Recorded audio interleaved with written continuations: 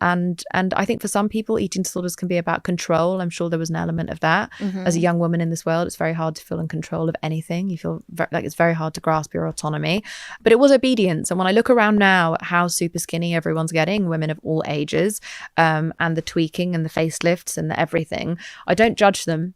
I despair of their obedience and their compliance. That's all I can see everywhere. What I used to see as an aspiration, I now see as obedience and compliance. And that makes me really sad, because there's this whole life to live that we're missing out on. And I can say from experience how all-consuming diet culture is, how all-consuming picking yourself apart, looking in the mirror for things to fix is. It made me a boring person. It made me an exhausted person. I was too tired to have sex. I was too tired to socialize. I would avoid socializing in case I might eat too much at that delicious restaurant that I fucking wish I'd eaten at.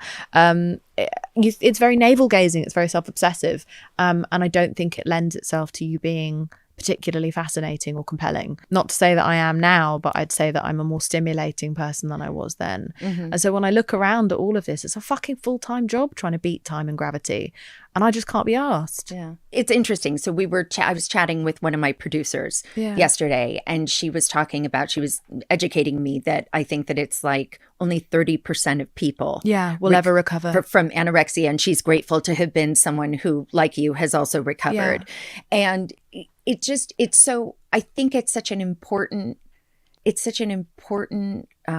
moment to sort of really explain, in a sense, for people who are struggling, like what one person did, like what you did to get through it, what got you to the other side. Why do you think you got to the other side? Does that? Of course, yeah. So for me, I did something called EMDR therapy, which is eye movement desensitization, reprocessing therapy. And that reshaped my attitude towards food and took food away from being rebellion or self-punishment, or love, or, you know, all the different things that you start to sublimate, you know, regarding food.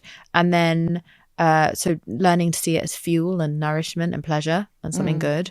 Learning to see my body as my best friend, and understanding that this is my ride or die. I had a 1-month house party when I was 23 and I'm still alive. It's because of this body. It kept me going. It kept me going through assault. It kept me going through constant terror of this world. It kept me going through crazy jobs, through learning martial arts for marble, like all the accidents that I've had from how clumsy I am. This body has taken me through so much. And then I dare to disparage it for not looking like an image that was created by a man who wants to have sex with teenagers. Like, that's ultimately what we're all gunning towards here.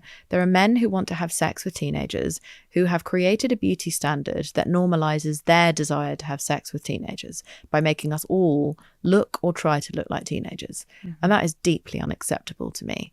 And so understanding that and going, no, actually, I think my body's worth more than this and she deserves a bit of love and care. And that doesn't mean just also putting a bunch of alcohol and shit in your body. It means treating your body like an engine that needs to be nourished and cared for. And I don't say bad things about my body in the mirror anymore. And I don't treat it with the disdain that we have been trained.